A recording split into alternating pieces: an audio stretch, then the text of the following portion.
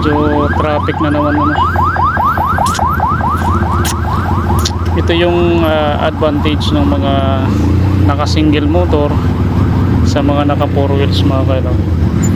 Pagka ganito yung sitwasyon ng kalsada natin halimbawa pagka traffic, syempre tayo mga naka two wheels nakakasingit-singit tayo, so medyo nakaka tayo sa mga naka four wheels dahil mas maaga tayo makakarating sa pupuntahan natin.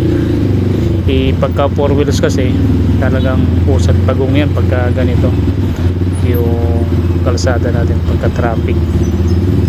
So syempre kunting ingat lang sa mga naka second sa mga naka two wheels kasi baka sa singit-singit natin makasagi tayo ng mga four wheels, so sakit sa ulo yan.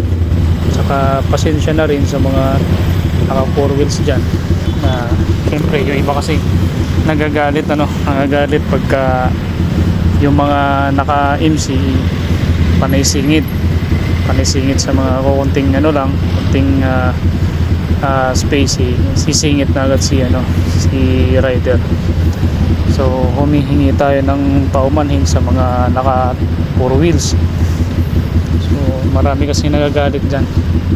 So syempre kapag ang rin naman, ang advantage naman ng mga naka four wheels sa ating mga naka two wheels pagka naulan, so syempre andun yung danas ng mga rider natin na nababasa dahil syempre wala naman tayong bubong, di ba?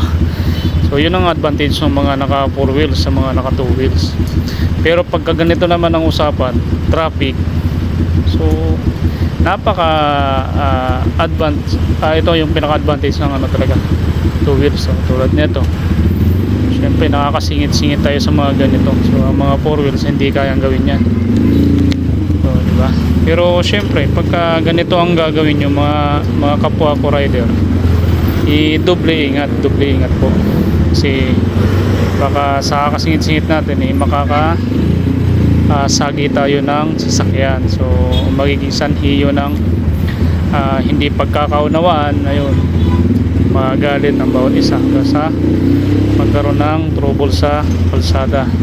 So iwasan po natin yung mga ganun. So dobleng ingat lang, dobleng ingat.